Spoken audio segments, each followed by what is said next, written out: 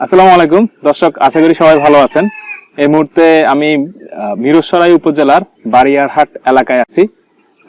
আমার সামনে আছেন নাসিদ ভাই আসলে এই এলাকায় অন্যতম পোল্ট্রি ফার্মার বলা যায়। যে আমার জানা মতো উনি দীর্ঘদিন যাবত পোল্ট্রি নিয়ে কাজ করতেছেন। এর আগে আমি এই ফার্মে এসেছিলাম।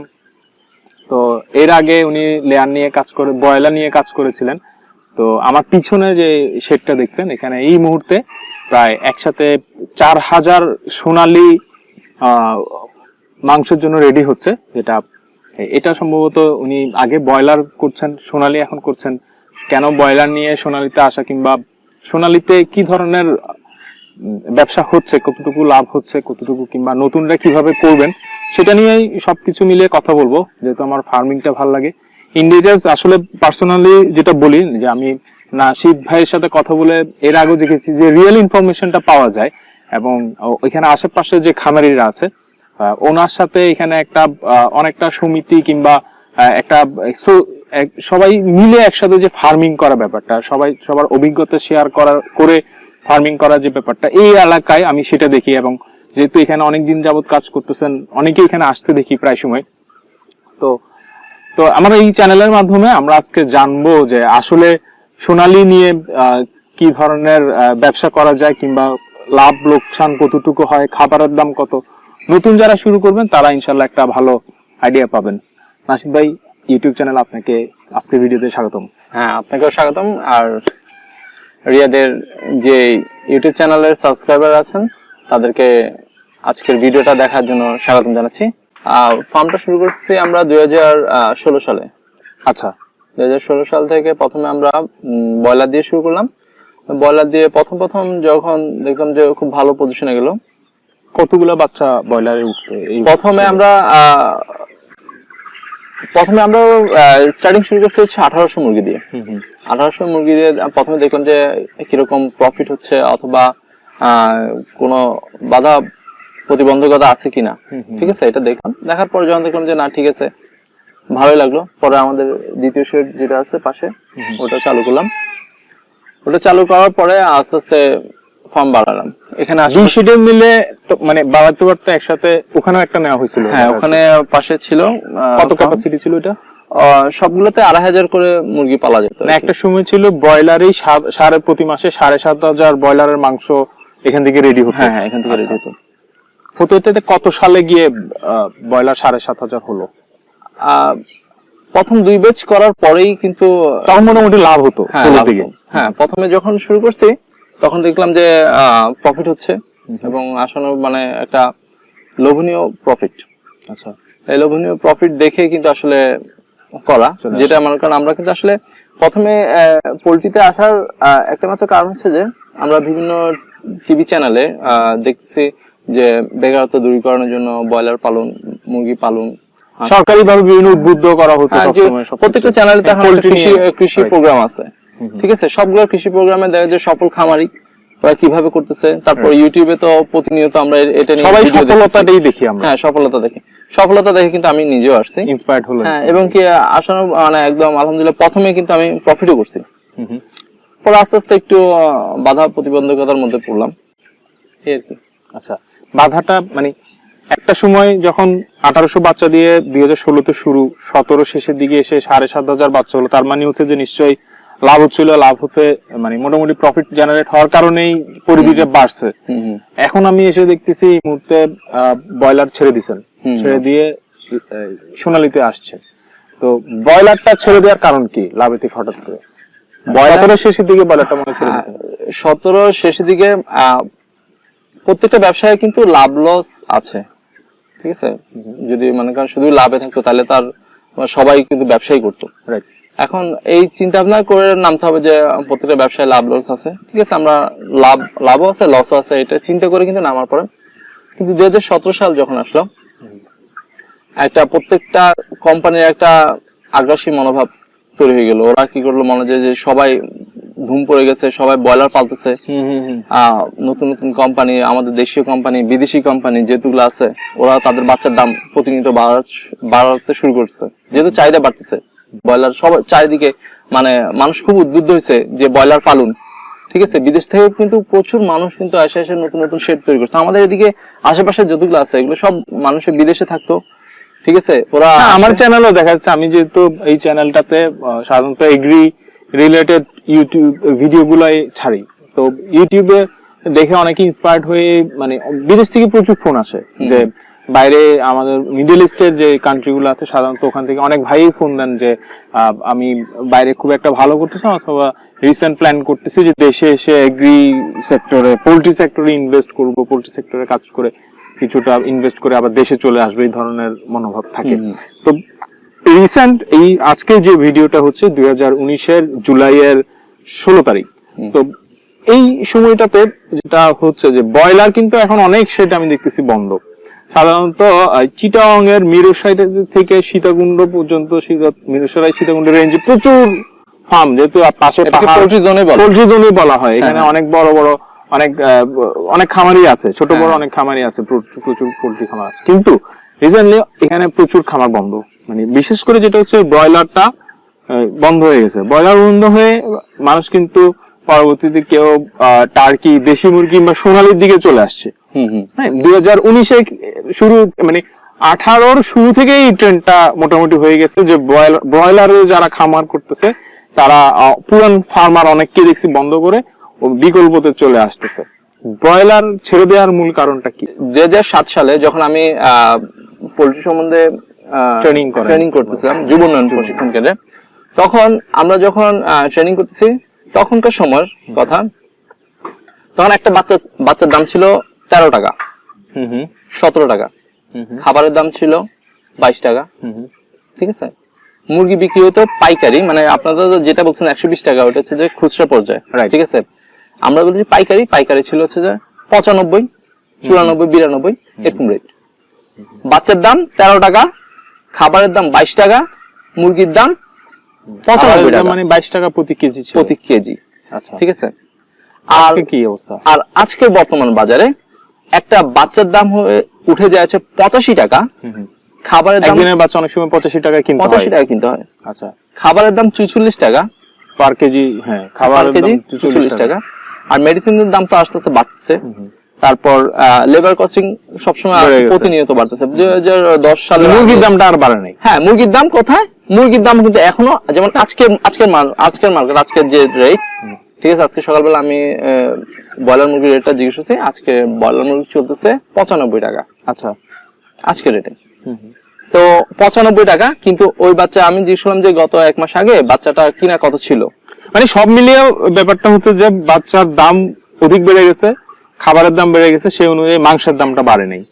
না, এর কারণেই খামারিরা, আগে পুরান খামারিরা যে পরিমাণ প্রফিট পেত এখন সেই প্রফিটটা পাচ্ছে না। আচ্ছা, আমি আপনাকে একটা বলি যে ব্রয়লার আমরা যে প্রতিনিয়ত দেখছি ব্রয়লার মানুষে পালতেছে, ঠিক আছে, এটা কিন্তু খুব একটা রিস্ক জোন কিন্তু ব্রয়লার। কারণ যে কোনো সময় মনে করেন মুরগি যদি অসুস্থ হয়ে যায়, মুরগি সবগুলো মেরে ফেলতে হয়, ঠিক আছে, মেরে ফেলতে হয়, কারণ অসুস্থ মুরগি তো কেউ খাবে না।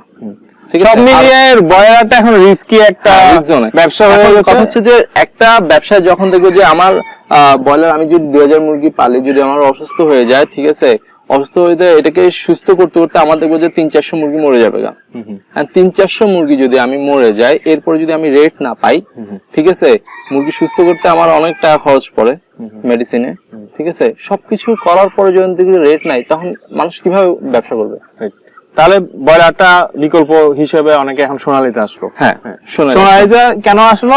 সাধারণত ব্রয়লারের থেকে সোনালিটা অনেক রেটে মার্কেটে চলে। সাধারণত আমরা যেটা 230 টাকা খুচরা বাজারে, আমি নিজে পার্সোনালি দোকান থেকে কিনি 230 থেকে 250-60 টাকা এভাবে। কেন? সোনালিটা আমরা অনেকেই দেশি মুরগির স্বাদ পাই, এবং দেশি মুরগি বলে অনেকে বিক্রি করে, একটু বড়সড় করে দেশি মুরগি বলে সোনালিটা বিক্রি করে। আবার দেশি মুরগির স্বাদের জন্য সোনালী মুরগিটার প্রচলন আছে। তো সেই তুলনায় এখন সোনালী তো মোটামুটি ভালো রেট পাচ্ছে। তো সোনালীতে এই যে খামারিরা করতেছে, এখন কেমন করতেছেন? ওই আপনি বললেন না যে 2019 সালে যখন টার্কি আসলো, সবাই টার্কির প্রতি ঝুঁকলো। কি জন্য ঝুঁকলো? কারণ টার্কির মাংস কেজি হচ্ছে যে কত 600 টাকা 800 টাকা করে বিক্রি হয়েছে, ঠিক আছে। কিন্তু আস্তে আস্তে এখন কি হয়েছে? এখন অনেক কমে গেছে, ঠিক আছে, যে আস্তে আস্তে প্রোডাকশন বাড়ছে। তো ঠিক এরকমই যখন সোনালী মুরগি মানুষের পালা শুরু করছে, দেখা যায় মানুষে ব্রয়লার মুরগি দেখেন। আরেকটা ব্যাপার হচ্ছে যে, আচ্ছা আপনার প্র্যাকটিক্যাল এক্সপেরিয়েন্স থেকে বলি, এটা সোনালী আপনার কত কত নম্বর ব্যাচ? মানে এটা এর হচ্ছে আগে যে 4th নাম্বার বেস। মানে এর আগে আপনি 3বার বড় করে বিক্রি করে ফেলছিলেন। হ্যাঁ, সোনালী তো সাধারণত 60 দিনেই বিক্রি হয়ে যায়। 60 দিন পর থেকে বিক্রি শুরু হয়। 60 দিন। মানে 60 দিনে হচ্ছে যে মুরগিটার ওজন আসে 700-700 গ্রাম। আচ্ছা, ঠিক 60 আছে? দিনে। তো এখন বাজারে চাহিদা মানে কি এই 3 ব্যাচে আপনার এক্সপেরিয়েন্সটা কি? 3 ব্যাচে, প্রথম ব্যাচে হচ্ছে যে মানে বাচ্চার দাম কম ছিল, আর মুরগির রেটও খুব ভালো ছিল। কত সালে সেটা? সোনালী কত কত তারিখে আপনি শুরু করছিলেন? আমার এটা হচ্ছে যে গত গত বছর এই টাইমে আর কি। আচ্ছা, এই টাইমে না, আগস্ট সেপ্টেম্বরের দিকে হুম, প্রথম ব্যাচ দিয়েছিলাম আর কি। তো তখন দেখলাম যে খুব ভালো রেট ছিল। 2008 আগস্টে প্রথম ব্যাচ করলেন, ভালো সোনালীতে প্রফিট আসলো। মানে আমি 3000 মুরগি করছিলাম। 3000। হ্যাঁ, 3000 মুরগি। মানে আমি হচ্ছে যে আমি তো ব্রয়লার পালি, সোনালী তো পারি না। সোনালী আসলে কতটুকু ট্রায়াল বেসিস ছিল সেটা, খাবার খায়, ঠিক আছে, একটা মুরগি কতটুকু খাবার খায়, কতটুকু ওজন বাড়ে, ঠিক আছে, ওর টাইম কতটুকু নেয়। দর্শক আমরা একটু আসতেছি যে কিভাবে একটা মুরগি কতটুকু খাবার খায়, কতটুকু মেডিসিনের খরচ পড়ে, সেটা হিসাবগুলো আমরা আসতেছি। আগে প্র্যাকটিক্যাল এক্সপেরিয়েন্সটা নিয়ে নিই। ঠিক আছে। তো খাবার খায় নিয়ে কতটুকু হয় এগুলো সবকিছু জানার পরে তারপর আমি কি অবস্থা, মানে এই একটা ব্রয়লার তো সাধারণত 30 দিনে বিক্রি করে ফেলে ফার্মার। একদিন থেকে বাচ্চা কিনলে 30 দিনেই 1 কেজি 1200 গ্রাম হয়ে যায়। আর সোনালীর ক্ষেত্রে যেটা হয়, একদিনের বাচ্চা নিলাম, প্রায় 60 দিন পালতে হয়, প্রায় 70 গ্রামের উপর হয় 60 দিনে। 700 গ্রাম, 700 গ্রামের উপরে হয়। তো একটা মুরগি কতটুকু খাবার খায়, মানে আপনার হিসাবটা কি? একদিনে আমি বাচ্চা নিলাম, হ্যাঁ, একদিনের বাচ্চা থেকে যদি আমি 60 দিন পর্যন্ত সোনালী পালি, তাহলে একটা সোনালী খাবার খাবে হচ্ছে যে 2300 গ্রাম। 2300 গ্রাম, হ্যাঁ। আচ্ছা, আর যদি আমি 2300 গ্রাম খেয়ে 700 গ্রাম হয় এটা। হ্যাঁ, 2300 গ্রাম খেয়ে 700 গ্রাম হয়। আর যদি মনে করেন আমি যদি এটা 70 দিন রাখি, 70 দিনে এটা 800 850 গ্রাম হয়ে যায়, তখন ওইটা খাবার খাবে হচ্ছে যে 2700 গ্রামের মতো। আচ্ছা, ঠিক আছে, এটা হচ্ছে যে কথা। মানে আমরা 2300 তো রাখি, হ্যাঁ, যেটা স্ট্যান্ডার্ড, সবাই যেটা প্র্যাকটিস করে 60 দিনে 700 গ্রামে বিক্রি করে দেয়। কারণ বিয়ে বাড়িতে সোনালী মুরগিটা বেশি 700-750টা চাহিদা বেশি থাকে। তো এই খাবারের খরচ কত আসতেছে? খাবার খরচ ব্রয়লারের ফিড, বর্তমানে হ্যাঁ, ব্রয়লার ফিড আর সোনালীর ফিড কিন্তু একটু আলাদা। ঠিক আছে, একটু তারতম্য আছে দামেও। যেমন এক ব্যাগ ব্রয়লার ফিডের দাম এখন বর্তমানে পড়তেছে হচ্ছে যে 2350 টাকা। 50 কেজি খাবারের দাম 2350 টাকা। হ্যাঁ, আর ব্রয়লার সোনালী মুরগির খাবার পড়তেছে হচ্ছে 2050 টাকা। 2050, 50 কেজি খাবারের দাম 2050। দ্যাট মিন্স আমার প্রতি কেজি প্রায় 41 টাকা। হ্যাঁ, প্রতি কেজিতে আমরা 41 টাকা করে, 41 টাকা করে। তাহলে আমি 60 দিনে আমার কত টাকা খরচ আসতেছে? 60 দিনে আপনি হিসাব করেন না, তাহলে আপনার জন্য যদি ক্যালকুলেটর, হ্যাঁ, হিসাব করে দেখেন যে যদি আমি 60 দিন রাখি তাহলে আমার 2300 গ্রাম খাবার খাবে। 41 2 কেজি 300 গ্রাম খাবার খাবে 41 টাকা করে, ইনটু 41 ইনটু 2.3, 2.3, প্রায় 94 টাকার খাবার খাবে। 94 টাকার খাবার খাবে। আচ্ছা, বাচ্চা কত করে কিনা পড়ে? বাচ্চা আমার এই বাচ্চা কিনা পড়ছে হচ্ছে যে 26 টাকা করে। 26 টাকা করে সোনালীর বাচ্চা। হ্যাঁ, তাহলে 120 টাকা একটা বাচ্চা পিছনে খরচ পড়ে গেল। হ্যাঁ, বাচ্চার দাম এবং খাবার। কিছু তো বাচ্চা মানে বুডিং এর সময় মরে, ঠিক আছে, বুডিং এ মরে বা প্রতিনিয়ত কোনো ওষুধ অন্যান্য খরচগুলো তাহলে কত হয়? আচ্ছা, আমি এটা বলতেছি। তো মনে করেন, আচ্ছা, যদি এটা হচ্ছে যে শুধুমাত্র খাবার এবং বাচ্চার দাম 120 টাকা, আপনি বাচ্চার দামটা আরো 4 টাকা বাড়াই দেন। কারণ অনেক সময় কিছু বাচ্চা মারা যায়। হ্যাঁ, অনেক সময় বাচ্চা মারা যায়। মানে বাচ্চা বুডিং টুডিং, মানে সোনালী বাচ্চা তো দেশি মুরগির মতো তো একটু 140 টাকা বেশি। 124। আচ্ছা, 24 টাকা। ওষুধ মানে এই 4000 বাচ্চা আপনার অলমোস্ট 40-42 হাজার টাকার মতো ওষুধ খাইয়ে ফেলবে। তাহলে প্রতি পিস 10 টাকা 12 টাকার মতো ভিটামিন এবং মিনারেলস এ চলে যায়। হ্যাঁ, হ্যাঁ। আচ্ছা, 12 টাকা সব মিলিয়ে আসতেছে 124 প্লাস মানে 136। হ্যাঁ, আর ম্যানেজমেন্টের খরচ? এখন ম্যানেজমেন্ট খরচ এখানে মনে করেন 4000 মুরগি পালতে আমার একটা স্টাফে পালে, তার বেতন হচ্ছে যে 9,000 টাকা করে। কারেন্ট সবকিছু মিলিয়ে 10 টাকা প্রতি পিসে চলে যায় আরো, মনে করেন আপনার 10 টাকার মতো যায় আর কি। 10 টাকা 10 টাকা না, মানে 9 টাকা 10 টাকা ধরলে 146, সরি হ্যাঁ 9 টাকা ধরলে 145, মানে প্রতি কেজিতে প্রায় 145 টাকার মতো 145 প্রতি টাকার পিস, মতো, হ্যাঁ প্রতি পিসে খরচ পড়ে যাচ্ছে। হ্যাঁ খরচ পড়ে প্রতি পিসে তো 700 টাকা হিসাব করলে এখন মানে পাইকারি রেটটা কত পাচ্ছে? এখন বর্তমানে একটু পাইকারি মার্কেটটা একটু খুব ডাউনে আছে, ঠিক আছে। মানে বাচ্চার একটা প্রতি কেজি আপনারা কত করে সেল করতেছেন? প্রতি কেজি আজকের মার্কেট প্রাইস হচ্ছে 165 টাকা। মার্কেট আমরা তো কিন্তু দোকান থেকে 230 টাকা মানে সোনালীটা অনেক দামে কিনি। হ্যাঁ ঠিক আছে ভাই, এটা তো বাংলাদেশ। হ্যাঁ ঠিক আছে, বাংলাদেশে মানে প্রান্তিক কৃষক, মানে আমরা তো বলতে গেলে প্রান্তিক খামারি, যেহেতু আমরা প্রোডাকশন করতেছি, প্রান্তিক খামারি থেকে ভোক্তা পর্যন্ত যাইতে যে পাইকাররা আপনাদের থেকে 165 টাকার উপরে কিনে না। না, ওরা বলে কি, ওরা বলে যে মার্কেটে মুরগির দাম কম, আচ্ছা মানুষই কিনতেছে না, ঠিক আছে, এই কথা বলে ওরা কি করতেছে, আমাদের থেকে কিনতেছে না, তো আমরাও মুরগি রেখে দিই। মার্কেটে কি করে, মুরগির চাহিদাটা যোগানটা কমাই দিচ্ছে ওরা, কমাই দেওয়ার পরে মুরগির চাহিদা বাড়তেছে, দাম বাড়বে, কিন্তু ওরা মুরগিটা নিতেছে। মানে অনেক ঝামেলা আছে বাংলাদেশ তো ভাই, এটা তো বুঝার ব্যাপার, এটা সবাই বুঝে, ঠিক আছে। এখানে মাঝখানে একটা মুরগি যদি 146 টাকা, আমরা যেটা হিসাব করলাম যে বাচ্চার দাম, খাবারের দাম, ওষুধ, ম্যানেজমেন্ট সব মিলিয়ে খরচ পড়ে যায় একটা পিসে আপনার 750 গ্রাম করতে 146 টাকা খরচ পড়ে যাচ্ছে। আবার আপনার শেডের খরচ নাই, কারণ নিজস্ব শেড, নিজস্ব শেড। তো 146 টাকা প্রোডাকশন খরচ করে 165 টাকা যদি আপনি পাইকারি সেল করেন, ইনটু ওখানে 0.75 দিল, আমাদের প্রায় 123 টাকা আপনি বিক্রি করতেছেন, 123 টাকা প্রতি পিস, মানে প্রতি পিস আপনি 20 টাকা লস এই মুহূর্তে। এখন কথা হচ্ছে যে আমার মুরগিটা আজকে 50 দিন তো, আর 10 দিন আছে এটা ম্যাচুর হওয়ার জন্য। 20 টাকা লস মানে আপনি যদি এখন 4000 মুরগি থাকে, প্রায় আপনার এখানে প্রচুর টাকা লস, একটা ব্যাচ করে আপনার 80,000 টাকার মতো লস। ইনভেস্ট কত হয়ে গেছে? ইনভেস্ট ওখানে যদি আবার 4000 হয়ে পার পিসে যদি আপনার 146 টাকার মতো খরচ পড়ে,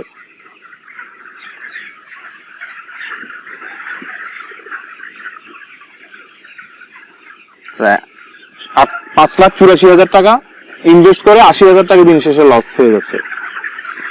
তো এইটা করে আসলে ফার্মিংটা হবে কিনা?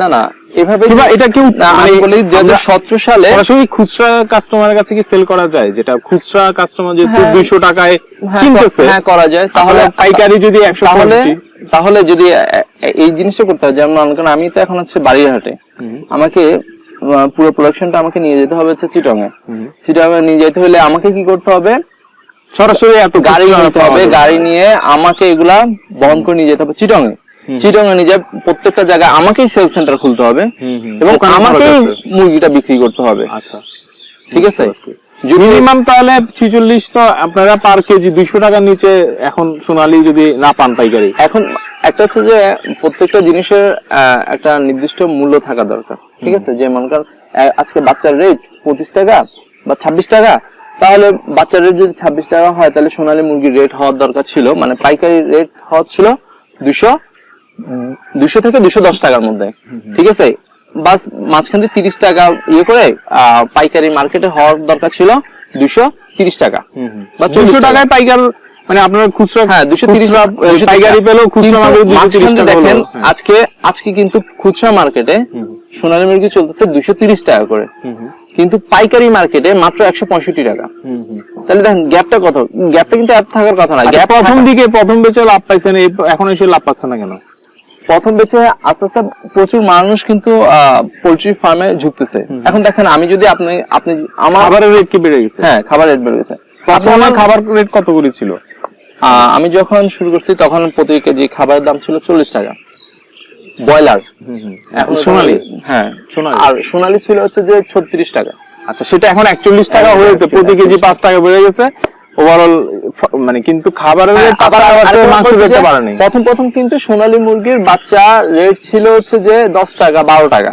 আচ্ছা, এখন ওটা হয়ে গেছে 25 টাকা 25 টাকা করে, ঠিক আছে। যেমন এই রমজানের সময় যে ঈদের জন্য মানুষে বিক্রি করার জন্য কিনছে 40 টাকা করে, তারা কিন্তু সবাই লস খাচ্ছে। কারণ তারা মনে করছিল যে সোনালী মুরগির বাচ্চার দাম যদি 40 টাকা হয়, তাকে যদি ব্রেক ইভেন্টেও বিক্রি করতে হয়, ব্রেক ইভেন্টে বিক্রি করতে হলে তাকে বিক্রি করতে হবে 230 টাকার উপরে, 40 টাকা বিক্রি করতে হবে, 240 টাকা বিক্রি করতে হবে মুরগিটা, কিন্তু সে বিক্রি করতে হয়েছে 200 টাকায়। কারণ ঈদের সময় কিন্তু আপনারা মুরগি খাইছেন হচ্ছে কি 250 টাকার মধ্যে, ঠিক আছে? কিন্তু ঈদের সময় মানে যারা হ্যাচারি মালিক ওরা যেহেতু দাম বাড়ায় দিছে, ওইরকম করে কিন্তু ঈদের সময় কিন্তু দাম বাড়ে নাই, ঠিক আছে? আর এইটার ফলশ্রুতিতে দেখেন আপনি আমাদের এদিকে যদি যান, দেখবেন যে এখানে টোটাল 80-85টার মতো ফার্ম ছিল। এখন মনে হয় চালু আছে সর্বশেষ 10-12টা, আস্তে আস্তে বন্ধ হচ্ছে। এটা কিভাবে এটা পরিস্থিতিটা ঠিক হবে বলে মনে হয়? পরিস্থিতি আসলে সরকার থেকে সাপোর্ট হচ্ছে যে সরকার প্রতি বছর বাজেটের সময় দেখা যায় পোল্ট্রির যে ম্যাটেরিয়ালস গুলা, এগুলোর আমদানির উপর যে শুল্ক টুল্ক এগুলো আছে এগুলো একটু কমায়, ঠিক আছে? শুভঙ্করের ফাঁকে একটা জিনিস আছে, ওইটা হচ্ছে যে আমাদের যারা ফিড উৎপাদনকারী প্রতিষ্ঠান, ঠিক আছে, আমাদের বিদেশি কোম্পানি আছে, দেশি কোম্পানি আছে, ওরাও কিন্তু খুব চালাক। ও বলে না যে তুমি চলো গাছে গাছে, আমি চলে পাতায় পাতায়। আচ্ছা, এই একটু ডিপ ব্যাপার সেবা চলে আসছে, পলিসি ব্যাপার হলে দেখা যায় যে সরকারি ব্যাপার চলে আসে কিংবা অনেক বড় কোম্পানির ব্যাপার চলে আসে।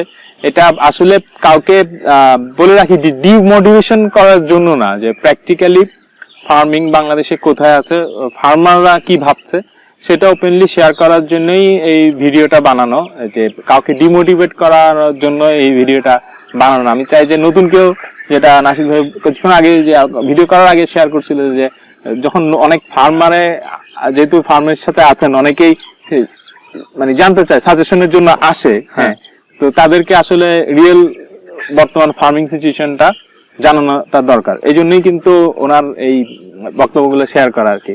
হ্যাঁ, আচ্ছা, যেটা হচ্ছিল যে সরকার থেকে আমাদের পলিসিটা কি হওয়া দরকার, এটা হচ্ছে 2016 সাল থেকে 16 সালের খাদ্য রেট কত ছিল আর 2019 সালে আসে খাদ্য রেট কত আছে 1800 থেকে 2100 টাকায় চলে আসে। এখন প্রত্যেক কেজিতে 500 টাকা বেড়ে গেছে। বছর কিন্তু সরকার কি করতেছে, মানে ট্যাক্স কমাচ্ছে। হ্যাঁ, আমরা কিন্তু দেখি যে সরকার বলছে যে পোল্ট্রি সেক্টরকে প্রণোদনার জন্য ইনকাম ট্যাক্স ওয়েভার আছে, কিংবা পোল্ট্রি সামগ্রী ইম্পোর্টের সময় কিন্তু জিরো ট্যাক্স। হ্যাঁ, তো আলটিমেটলি পোল্ট্রি যারা ফার্মার তারা কেন লাভ করতে পারতেছে না? এখন জানেন, মনে করেন কোম্পানি কি করতেছে, ঠিক ইয়ার আগে বাজেটের আগে একসাথে 200 টাকা করে খাবারের দাম বাড়ায় দিচ্ছে, বা 150 টাকা। এবারও বেড়ে গেছিল না, এবার বাড়ে না, এবার বাড়বে। এবার বাজেটের মধ্যে যে বোন মিল ওটা আমদানি বন্ধ করে দিছে। আচ্ছা, ঠিক আছে, আমদানি বাজেটের না, কিছুদিন আগেই মন্ত্রণালয় থেকে নির্দেশনা এরকম আর কি। তো আসলে কোনো কিছু করার আগে কি করতেছে না করতেছে এগুলো কিন্তু আসলে ভালো করে চিন্তা ভাবনা করার দরকার। যে আমাদের দেশে তো এখন প্রোটিনের চাহিদা আছে, ঠিক আছে, প্রোটিন তো দিতেই হবে, মানে একটা মানুষকে সুস্থ সবল রাখতে হলে তো প্রোটিন, আমিষ সেগুলোর ব্যবস্থা সরকারকে করতে হবে। তাহলে পলিসিটা কিন্তু ঠিক রাখতে হবে, ঠিক আছে। এখন খাবারের মালিকরা কি করে, ইন্ডাস্ট্রির মালিকরা ওরা কি করে, প্রথমে 150 টাকা বাড়ায় দেয়, এরপর সরকারের ভর্তুকি দিয়ে বলে যে আমরা ট্যাক্স নিব না, ঠিক আছে। তো ওই জায়গা থেকে আবার কোম্পানিগুলো বলে যে ঠিক আছে, তাহলে আমরা খাবারের দাম 50 টাকা কমাই দিলাম। সরকার দেখতেছে তারা খাবারের দাম কমাইছে, কিন্তু 2-3 মাস আগে যে খাবারের দাম বাড়াই দিছে এটা কিন্তু দেখে নাই। আচ্ছা, ঠিক আছে, যার ফলশ্রুতিতে প্রতি বছর 100 টাকা করতে করতে 4 বছর 400 টাকা বাড়ি গেছে। আচ্ছা, আলটিমেটলি 4 বছর আগে মাংসের দাম যেটা ছিল সেই মাংসের দাম সেটাই রয়ে যাবে না। প্রথম 4 বছর আগে সোনালী মুরগির যে রেট ছিল ওটা থেকে আরো কমে গেছে। তার প্রথম কিন্তু যখন সোনালী বের হয়েছিল তখন অনেকে মানুষ বলতো যে এটা দেশি মুরগি, ঠিক আছে, দেশি মুরগির মধ্যে বলছে দেশি মুরগি তো 600 টাকা কেজি, এটা তখন কিন্তু 300, 350, 400 টাকা পর্যন্ত কেজি করে মানুষ খাইছে, ঠিক আছে। এখনো কিন্তু অনেকে আছে যে দেশি মুরগি আর সোনালী মুরগির মধ্যে কিন্তু পার্থক্য পায় না। যেমন দেখেন আমার এখানে যখন আমি বিক্রি করব, এখানে অনেক মুরগি আছে যে 1200-1400 গ্রাম হয়ে যায়, ঠিক আছে, ওগুলো দেখতে কিন্তু পুরোটা একদম দেশি মুরগির মতো। এখন যারা চিনে না, মানে আমরা ভোক্তারা কয়জনে বা চিনি বলেন, মানে একেবারে মনে করেন খুব সুন্দর দেখতে রাত ওই দামে কিন্তু ঠিক আছে না। এটা কিন্তু মানে দেশি মুরগি করে অসাধু ব্যবসা এটা চালাচ্ছে আর কি। আচ্ছা, তো সব মিলিয়ে ভবিষ্যৎ প্ল্যান কি? সব মিলিয়ে ভবিষ্যৎ প্ল্যান আছে যে আমরা আস্তে আস্তে যেহেতু বাংলাদেশে গরুর চাহিদা বাড়তেছে, মাংসের দাম ডেইরি নাকি ফ্যাটেনিং? ফ্যাটেনিং ফ্যাটেনিং এ, হ্যাঁ আস্তে আস্তে ফ্যাটেনিং চলে যাবো,